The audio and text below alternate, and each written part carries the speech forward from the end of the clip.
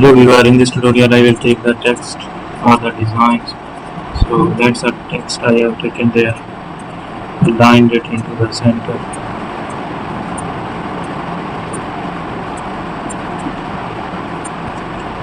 So we have to use the layer style and make the changes there